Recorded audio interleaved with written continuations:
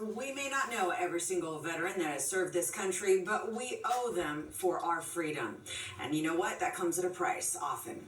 While serving in Vietnam, retired Colonel Joaquin Gracida was shot in the head, but there's some good news here. He's alive, and he's with us today to tell us the story. Welcome, Colonel, and it's so great to see you.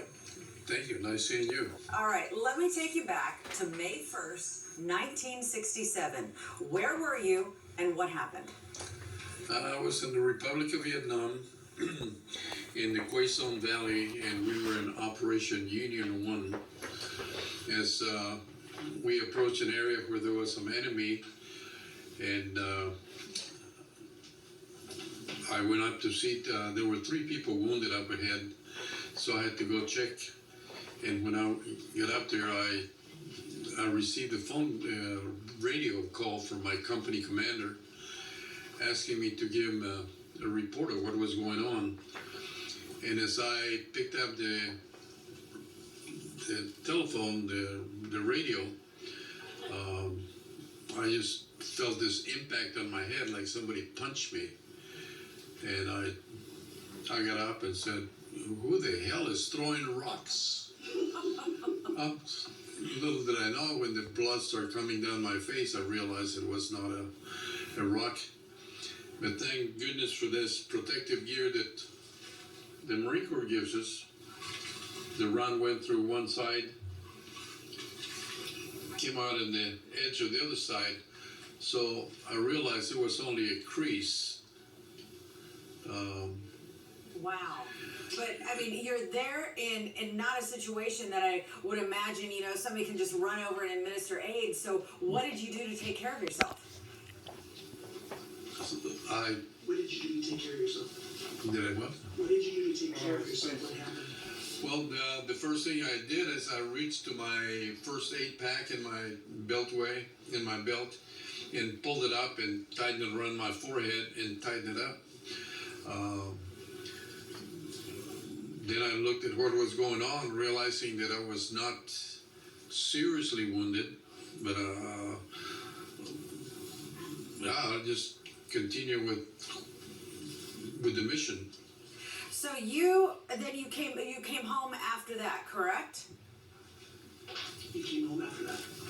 Well, after that, I decided that was too close to me to throw away and get a new one, so I kept it and mailed it home. Wow, that is incredible. So, now I understand that you actually travel around and have reunions with fellow veterans from Yes. the Vietnam War. Tell me about what those reunions are like. Well, Just a lot of beer drinking. Did I hear a lot of beer drinking? Am I invited? my wife. Yeah, well, we celebrate and we remember all the members of the company who didn't make it through and ended up dying.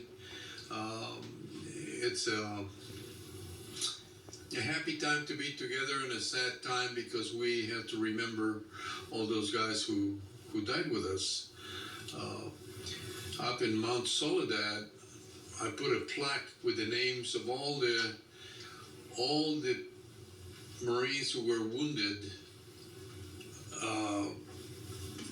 for the several years that 3rd Battalion, 5th Marines was in Vietnam, and so every one of them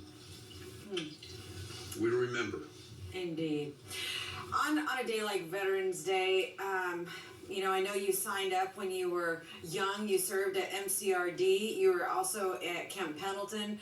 When you reflect back on your life in service, was it exactly what you wanted? Was it everything you had no idea would happen? Or, what are your thoughts about your life in service?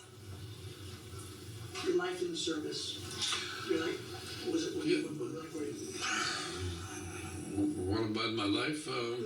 Your life in the service. Was it like, Oh, yeah. What you wanted to be? Yeah, it was good. I loved it. All right. Well, Colonel, I appreciate you telling your story with us.